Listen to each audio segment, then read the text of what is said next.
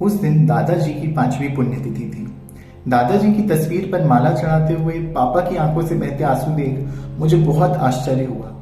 मैंने आज तक पापा को कभी रोते नहीं देखा था।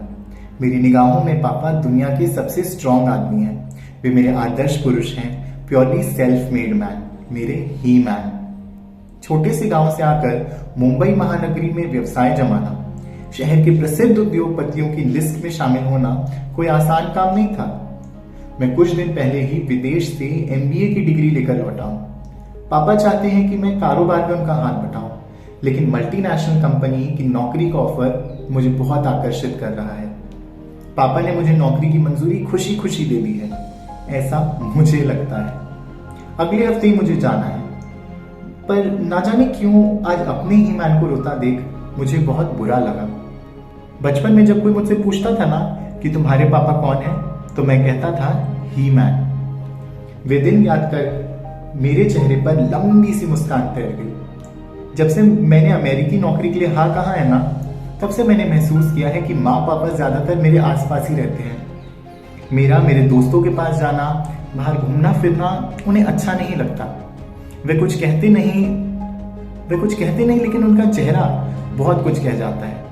कभी वे दोनों मेरे बचपन की तस्वीरें निकाल कर देखते हैं, कभी कहते हैं कि बड़ी जल्दी बड़े हो गए आप साहबजादे। मैं समझता हूं कि मेरे जाने के ख्याल से ही दोनों बेचैन हैं, पर उन्हें भी यह समझना चाहिए कि मेरी जिंदगी का ये एक सुनहरा मौका है। मैं जाने के बाद कम से कम 1 साल तक तो वापस नहीं आने वाला हूं। कॉलेज के दोस्त बिछड़ रहे हैं, कितना लंबा समय हमने साथ गुजारा है, उनसे मिलने जाना भी तो जरूरी है ना। इतने ईटिंग जॉइंट्स हैं जहां की स्पेशलिटी ट्राई करनी है, वहां तो दोस्तों के साथ ही जाऊंगा ना। पापा कहते हैं थोड़ी देर बैठो हमारे पास, फिर तो तुम चले जाओगे।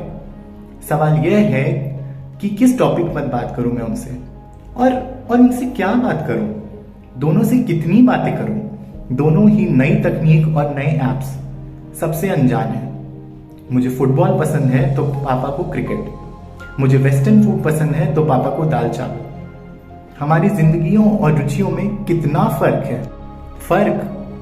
हाँ, बहुत फर्क है, तुम्हारे में और माँ पापा में। तुम्हारे लिए यह तुम्हारा जीवन है, लेकिन माँ पापा के लिए तो तुम ही उनका जीवन हो।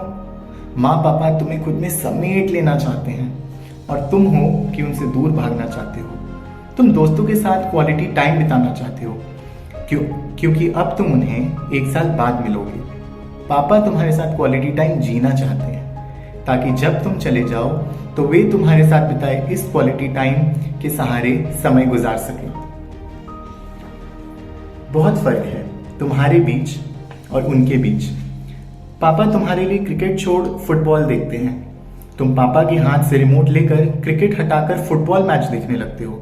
पापा हंसते हुए बड़े मजे से तुम्हारे साथ मैच देखने लगते हैं। उन्हें कुछ समझता नहीं है, पर तुम्हारे उछलने पर वो उछलते हैं। गोल ना हुआ तो ओ नो कह के सोफे पर मुक्का मारते हैं। तुम बने बनाए खाने के सामने माँ से पास्ता खाने की जिद करते हो। टेबल पर बना खाना छोड़ माँ पास्ता बनाने उठ खड़ी होती है। तुम दाल चावल सब्जी देख चिल्लाते हो, क्या यार मम्मा। माँ पापा बाहर जाने के लिए तुम्हारी पसंद का इटालियन या मैक्सिकन फूड बिना कुछ कहे बड़े आराम से खाते हैं। जानते हो क्यों? क्योंकि ऐसा तुम चाहते हो। हमेशा पतलून और कमीज पहनने वाले पापा ने तुम्हारी खुशी के लिए जीन्स टी शर्ट पहनी। 5 गज की साड़ी में लिपटी भव्यता की मूरत तुम्हारी माँ ने तुम्हारे आग्रह पर कभी सलवार कमीज तो कभी जीन्स पहनी। इतना ही नहीं, वे इन कपड़ों में स्वयं को कंफर्टेबल भी फील करवाती रही। त्योहारों पर लाख मिन्नतों के बाद पूजा के लिए पहने कुर्ता पैजामा भी तुम्हें बहुत अनकंफर्टेबल लगता है। जीन्स पहनी माँ कहती है, देखना विशु, मैं तेरी मौसी को भी ना जीन्स पहनने को कहूंगी। तुम कहते हो, देखना माँ, मैं अपने बच्चों को हमेशा उनके मन का पहनने, खाने और करने दूंगा। बहुत फर्क है तुम में और माँ पापा में। तुम ठीक कहते हो कि अपने बच्चों को उनकी पसंद का करने दोगे, लेकिन माँ पापा तो सब कुछ तुम्हारी पसंद का करते हैं ना। फर्क है विशु, बहुत फर्क है तुम में और माँ पापा में। तुम अमेरिका जाने के नाम भर से उत्साहित हो और सबके सामने यह उत्साह जता भी रहे हो, लेकिन माँ पापा तुम्हारे जाने से दुखी हैं। पर सबसे बार बार कहते हैं we are so happy for Vishu, वो अपने सपने को पूरा करने जा रहा है, we are so proud of him. तुम्हें ये शब्द तो सुनाई भी नहीं देते ना, उन शब्दों में लरसते भाव पढ़ने की ताक भी तुम्हारे अंदर नहीं है। माँ पापा तुम्हारे कहने से पहले तुम्हारे मन के भाव समझ जाते हैं, लेकिन तुम तो उनके शब्द भी नहीं समझ पाते। तुम्हारे जरा से सर्दी जुकाम में माँ ना जाने कितने काढ़े बनाकर पिला डालती है, और उनके बुखार में तुम कहते हो टेक केयर माँ, समय से दवाई ले लेना, और फिर निकल जाते हो। माना बहुत